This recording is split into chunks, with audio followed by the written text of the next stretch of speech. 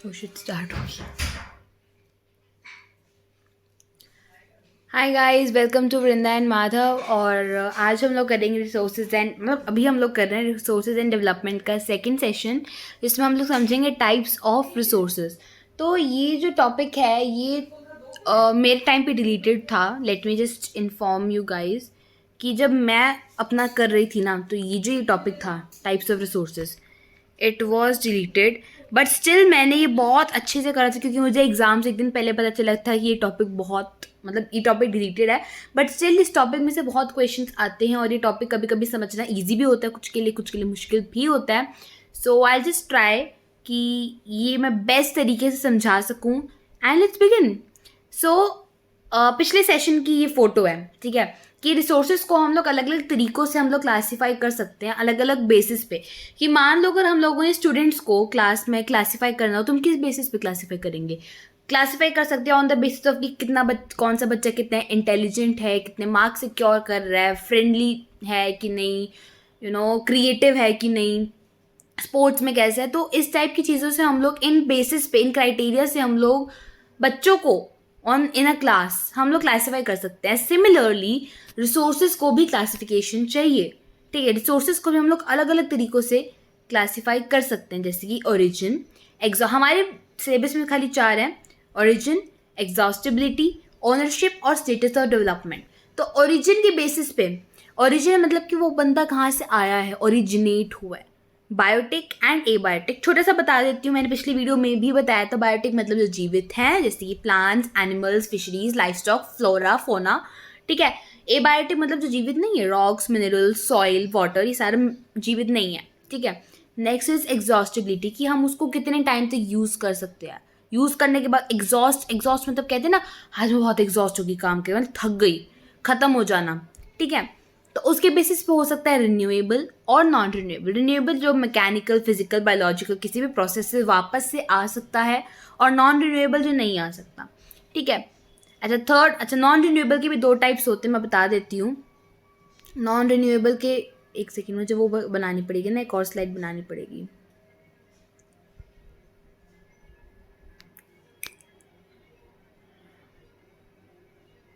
चलो छोड़ा, ऐसे ही बता देती हूँ।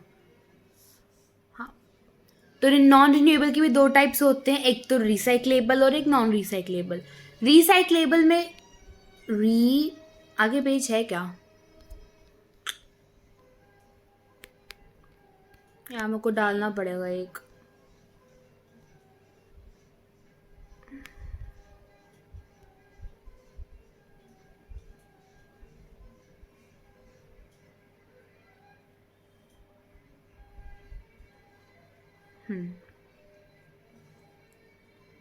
हाँ,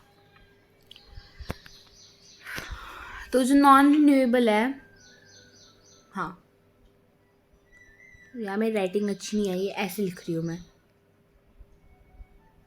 नॉन रिन्यूएबल में 2 होते हैं, रिसाइक्लेबल जिसको हम रिसाइकिल कर सकते हैं, और नॉन रिसाइक्लेबल, ठीक है। रिसाइक्लेबल मतलब कि रिसाइक्लेबल के अगर मैं एग्जांपल दूं, तो रिसाइक्लेबल का एग्जांपल हो सकता है मेटल। मेटल हम लोगों ने एक बार निकाली तो वो निकल गया, वो वापस तो रिन्यू नहीं हो सकता, ठीक है। बहुत मिलियंस ऑफ ईयर्स लगेंगे मेटल्स को फॉर्म होने में, मिलियंस ऑफ ईयर्स भी नहीं, ठीक है। तो रिसाइक्लेबल में आ जाएंगे मेटल्स, कि मेटल्स को हम लोग सोने को पिघला के कुछ और बनवा सकते हैं, तो वो मेटल, ठीक है। तो रिसाइक्लेबल में आ जाएगा मेटल। और नॉन रिसाइक्लेबल में क्या आ सकता है? फॉसिल फ्यूल्स, हम सबका फेवरेट, हम सबका सबसे ज़्यादा एग्जॉस्टेबल फॉसिल फ्यूल्स। तो फॉसिल फ्यूल्स को अगर हम लोग यूज़ करेंगे तो वो नॉन रिन्यूएबल, रिन्यू नहीं हो सकता, बहुत सारा टाइम लगेगा, बहुत मिलियंस ऑफ ईयर्स लग जाते हैं थोड़ा सा बनाने के लिए।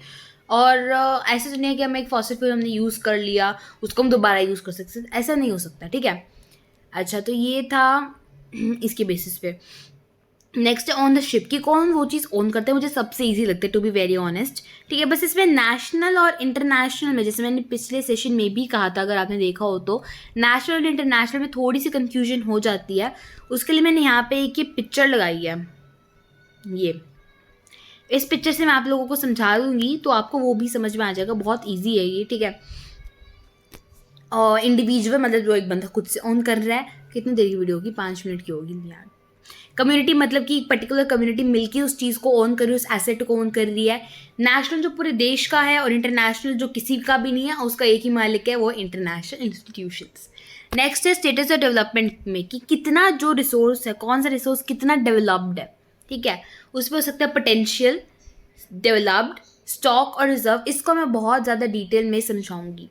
ठीक है, ओके. सो शुरू करते हैं टाइप्स ऑफ रिसोर्सेज से. सबसे पहला है on the basis of origin, biotic and abiotic. अब डेफिनेशन देख लो. बायोटिक की डेफिनेशन है, इनको हम लोग ऑब्टेन करते हैं बायोस्फीयर से, जिसको हम बायोस्फीयर क्या होता है? बायोस्फीयर मतलब कि जहाँ पे जीव जंतु रहते हैं और इनके अंदर लाइफ है. ठीक है, resources which are obtained from biosphere and have life. ये दो चीज़ें लिखते हैं आपको डेफिनेशन में. ठीक है, these are known as biotic resources. साथ में एग्जाम्पल लिख देना, फ्लोरा, फोना, फिशरीज, लाइफस्टॉक. अच्छा, एक चीज़ है, फ्लोरा फोना में लोग बहुत कंफ्यूज होते हैं. अच्छा, ह्यूमन बींग्स भी बायोटिक रिसोर्सेज ही है. फ्लोरा मतलब कि प्लांट की जो स्पीशीज़ है, और फोना मतलब कि एनिमल स्पीशीज़. ऐसे आज कर सकते हो. फ्लोरा मतलब कि फ्लावर, तो फ्लावर तो प्लांट्स ही होंगे ना, तो प्लांट्स मतलब फ्लोरा, और बाकी बचा हुआ फोना मतलब कि एनिमल्स. ठीक है, नेक्स्ट है एबायोटिक. एबायोटिक जो नॉन लिविंग चीज़ों से बना होता है उनको हम कहते हैं एबायोटिक. जैसे कि रॉक्स, जैसे कि मेटल्स, जैसे कि वाटर, जैसे कि सॉइल, मतलब बहुत सारी चीज़ें जो कि एबायोटिक है, जो जीवित नहीं है. ठीक है, तो ये तो आई थिंक सबसे ईजी था. Next on the basis of exhaustibility आ जाएगा. हाँ, एग्जॉस्टिबिलिटी के बेसिस पे होता है रिन्यूएबल और नॉन रिन्यूएबल. रिन्यूएबल रिसोर्सेज वो रिसोर्सेज होते हैं जिसको हम लोग या तो फिजिकल, या तो केमिकल, या फिर मैकेनिकल, और इसमें बायोलॉजिकल भी आता है.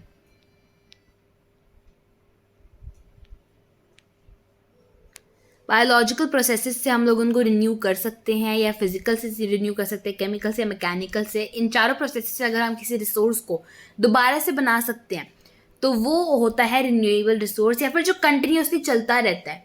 ठीक है, जैसे कि solar energy, wind energy, forest, water, wild life, ये सारा कुछ. ठीक है, अगर अब आप लोग पूछो कि ह्यूमन बींग्स जो हैं, ह्यूमन बींग्स रिन्यूएबल हैं या फिर नॉन रिन्यूएबल हैं, ये थोड़ा कॉन्ट्रोवर्शियल सा क्वेश्चन है कि ह्यूमन बींग्स कौन से रिसोर्सेज है रिन्यूएबल या नॉन रिन्यूएबल. बिकॉज अगर ह्यूमन बींग्स की स्पीशीज खत्म हो गई दुनिया से तो वो रिन्यूएबल नहीं बचेंगे, वो नॉन रिन्यूएबल हो जाएंगे.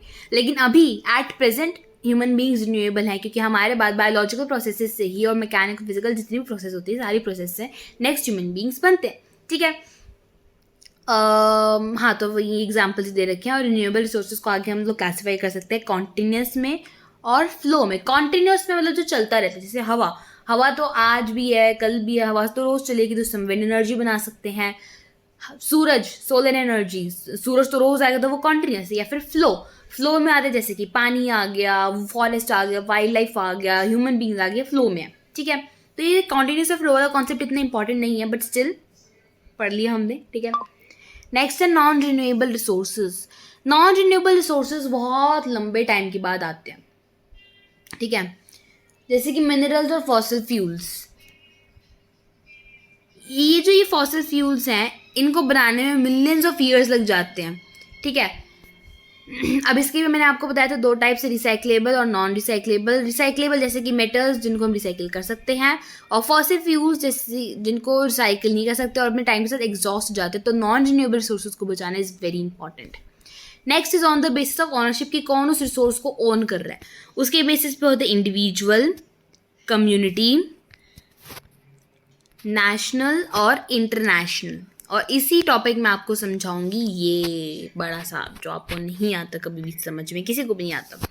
अच्छा, इंडिविजुअल रिसोर्सेज मतलब कि जो एक बंदे के खुद का है. ठीक है, ये लाइन जो दे रखी, many farmers own the land which is allotted to them by the government against the payment of revenue.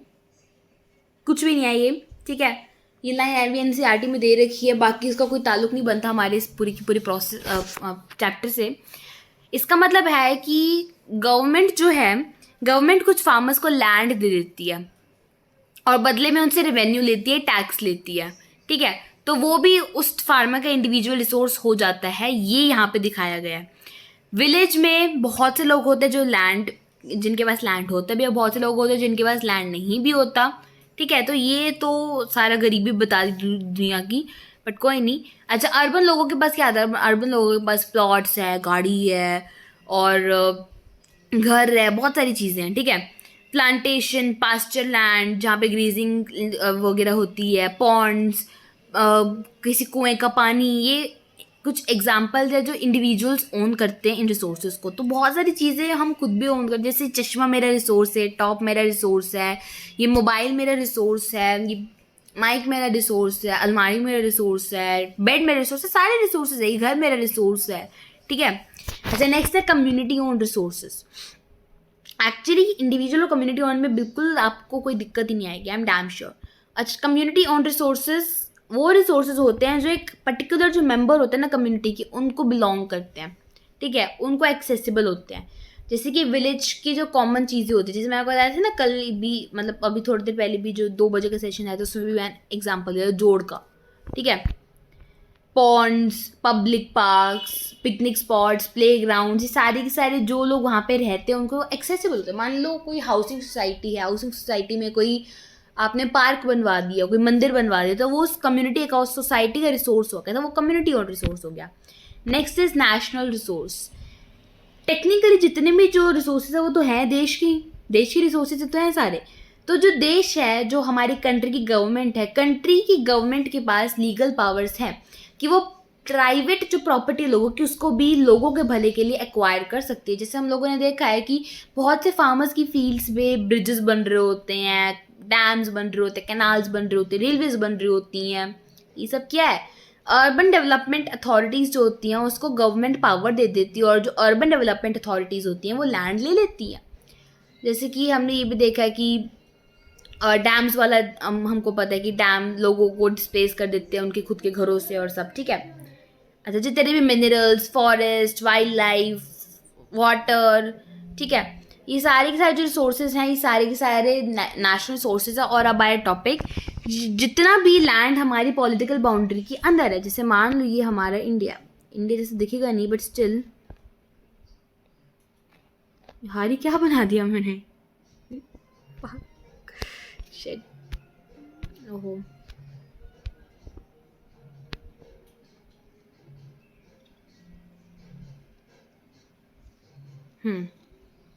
ओहो, सुंदर बना है। हाँ, तो जितना भी जो लैंड है जो इस पॉलिटिकल बाउंड्री के अंदर आ रहा है, ये सारे के सारे जो लैंड है जो इस पूरी की पूरी पॉलिटिकल बाउंड्री के अंदर आ रहा है, इसमें जितने भी रिसोर्सेज होंगे वो इस इंडिया के ही होंगे, ठीक है। ये इस इंडिया के ही होंगे। अच्छा, एक चीज़ और है कि जो हमारी कोस्ट है, ये पूरी की पूरी हमारी कोस्ट लाइन है, हमें पता है, हम लोगों ने पढ़ा है 7516.6 किलोमीटर की हमारी कोस्ट लाइन है ना। तो जितनी भी हमारी कोस्ट लाइन है, कोस्ट लाइन से जो ओशनिक एरिया है 12 नॉटिकल माइल्स का। नॉटिकल माइल खाली एक टर्म है जिससे हम लोग मेजर करते हैं पानी की जो जितने मील दूर पानी है, ठीक है। नॉटिकल माइल एक यूनिट होती है जिसको हमें डीप में पढ़ने की ज़रूरत नहीं है, खाली हमें इतना पता होना चाहिए कि 12 नॉटिकल माइल्स का मतलब होता है 22.2 किलोमीटर, दैट्स इट, और हमें कुछ नहीं पढ़ना, ठीक है। इस कोस्ट से जितना एरिया, ऐसे ये हो गया 12 नॉटिकल माइल्स, 22.2 किलोमीटर दूर जो एरिया है, ठीक है, ये इसको कहते हैं टेरिटोरियल वाटर। इंपॉर्टेंट क्वेश्चन है, इसको कहते हैं टेरिटोरियल वाटर। जितने भी रिसोर्सेज इसमें आते हैं, वो पेट्रोलियम के रिजर्व्स और सब कुछ है, ये सारे के सारे इंडिया के ही होंगे, ठीक है। अच्छा, नेक्स्ट आते हैं इंटरनेशनल रिसोर्सेज। कुछ इंटरनेशनल इंस्टीट्यूशंस होते हैं जो कुछ रिसोर्सेज को ओन करते हैं, जो ओशनिक रिसोर्सेज होता है। अच्छा, ये तो हो गया 12 नॉटिकल माइल्स के बाद। अब इसके भी बाद ये तो था 12 नॉटिकल माइल्स, है ना, क्या और है नहीं, क्या ये ले लेती हूँ। अब इसके भी बाद जो 200 नॉटिकल माइल्स तक का एरिया है, ये इसको कहते हैं एक्सक्लूसिव इकोनॉमिक जोन। और इस एक्सक्लूसिव इकोनॉमिक जोन में कंट्री का पूरा हक होता है कि वो उसमें से अपना सामान निकाल सकती है, लेकिन थोड़ी सी रिस्ट्रिक्शंस, माइल्ड रिस्ट्रिक्शंस के साथ।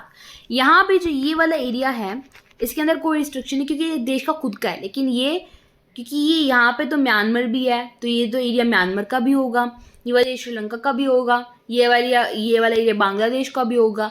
तो अलग अलग कंट्रीज़ को तो यहाँ पे थोड़ी सी माइल्ड रिस्ट्रिक्शंस होती हैं. 200 नॉटिकल माइल्स का ये होता है. इसमें ये जो 12 नॉटिकल माइल्स ये भी इंक्लूडेड होता है. ठीक है. और इसके बाद का जो एरिया है, जितना भी एरिया इसके बाद जाता है, ये सारे के सारे जो एरिया इसके बाद जा रहा है, ये जो एरिया है ये होता है ओपन ओशन. और यहाँ पे कोई भी कंट्री का हक नहीं चलता. ठीक है. और कोई भी कंट्री इन रिसोर्सेज को जो इस एरिया में आते हैं, इस एरिया के रिसोर्सेज को यूज़ नहीं कर. सॉरी गाइस, बीच में कॉल आ गया था. ओके, एनीवेज मैं कहाँ पे थी यार.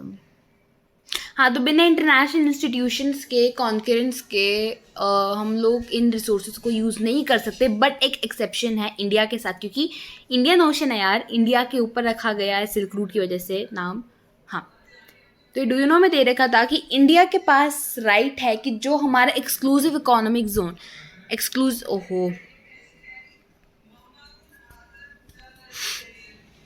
एक्सक्लूसिव इकोनॉमिक जोन मतलब कि जो 200 नॉटिकल माइल, एनएम मतलब कि नॉटिकल माइल, एंड नैनोमीटर भी आप कहते हो यार इसको, तो एनएम लिखूं, नॉटिकल माइल लिख देती हूँ पूरा,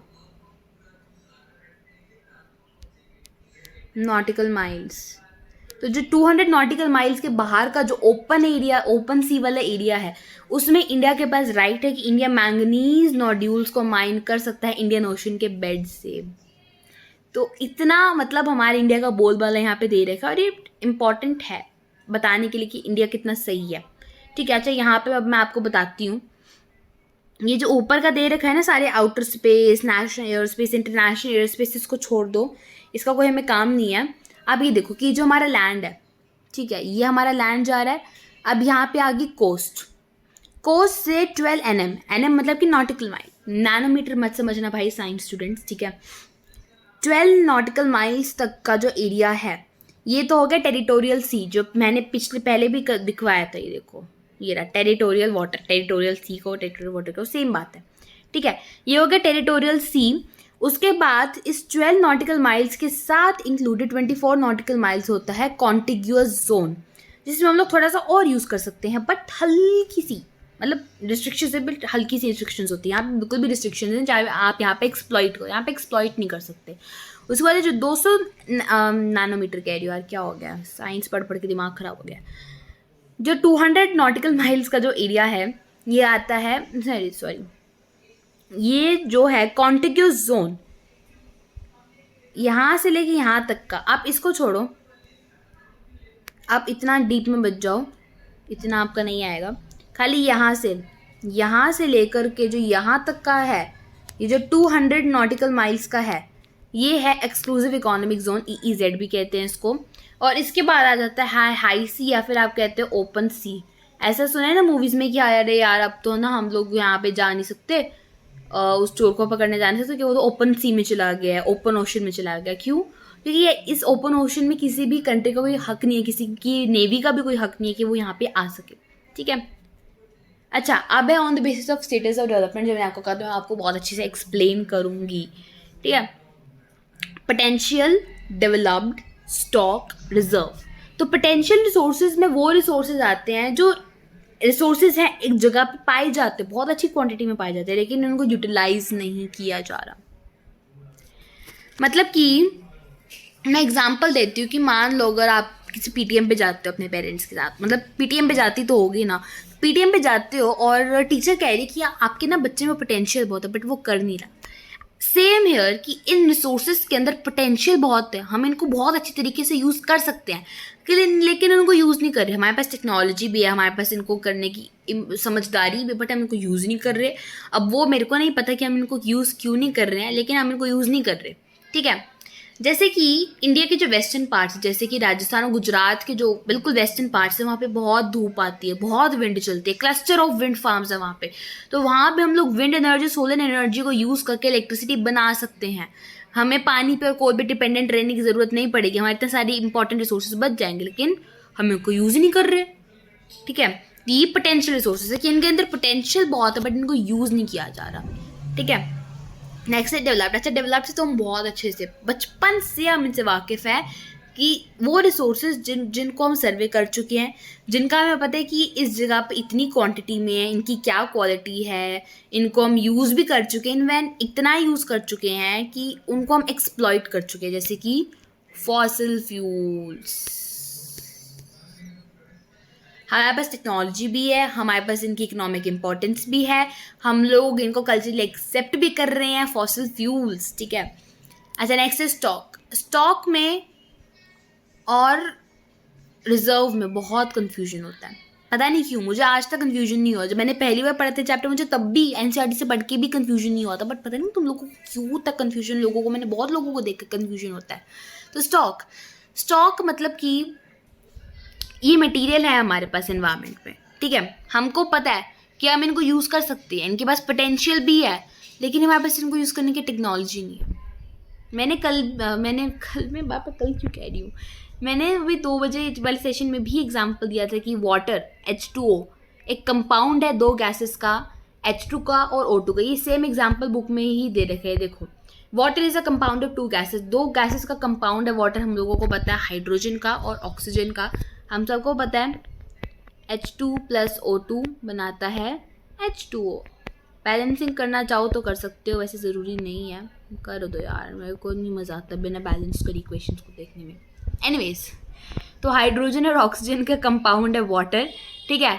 हाइड्रोजन को हम लोग बहुत अच्छे सोर्स ऑफ एनर्जी की तरह यूज़ कर सकते हैं, ऑक्सीजन को भी यूज़ कर सकते हैं। ऑक्सीजन का दे नहीं रखा, लेकिन हमें नहीं पता कि हम इतने बड़े स्केल पे H2 और O2 को अलग कैसे करें। हम लैब में कुछ ml पानी को कर सकते हैं H2 और O2 में अलग, बट बड़े स्केल में हम नहीं कर सकते इलेक्ट्रोलाइसिस। बहुत इट्स इम्पॉसिबल कि हम बड़े स्केल पे इलेक्ट्रोलाइसिस करें वाटर का, इसलिए हमारे पास टेक्नोलॉजी नहीं है इसको यूज़ करने वाला। हम इसको यूज़ कर सकते हैं, इसलिए है स्टॉक, कि स्टॉक बहुत है, इसका पोटेंशियल बहुत है, टेक्नोलॉजी नहीं है।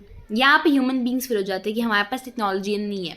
अगर टेक्नोलॉजी आ जाएगी तो हम हाइड्रोजन यूज़ कर सकते हैं, हम ऑक्सीजन यूज़ कर सकते हैं, ठीक है।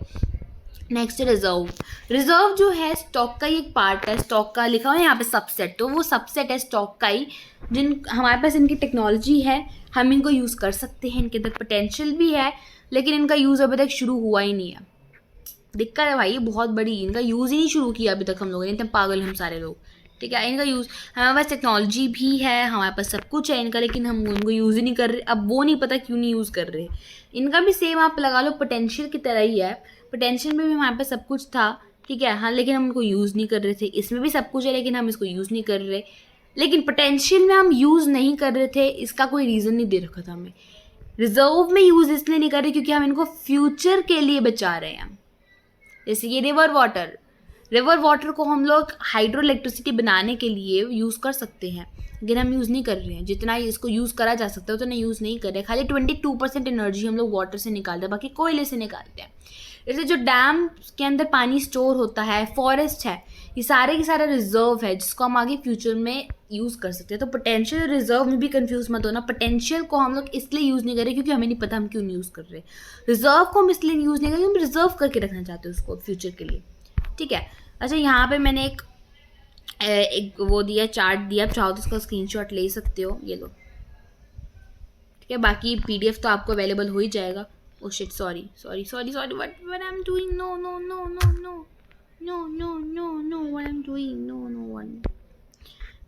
क्या हो जाता है कभी कभी।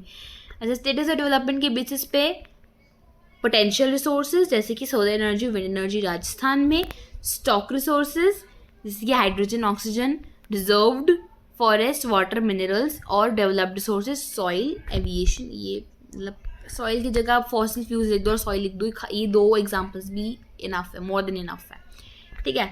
तो I think thank you very much. आप ये जो इसका ये जो पूरा की पूरा जो PDF है मेरी इंक नोटेशंस के साथ, ये आप लोगों को मिल जाएगा टेलीग्राम चैनल पे। तो टेलीग्राम चैनल को जो डिस्क्रिप्शन में लिंक दे रखे उससे ज्वाइन करना मत भूलना, या फिर आप सर्च कर सकते हो टेलीग्राम में क्लास 10 2023 24 एंड बाय।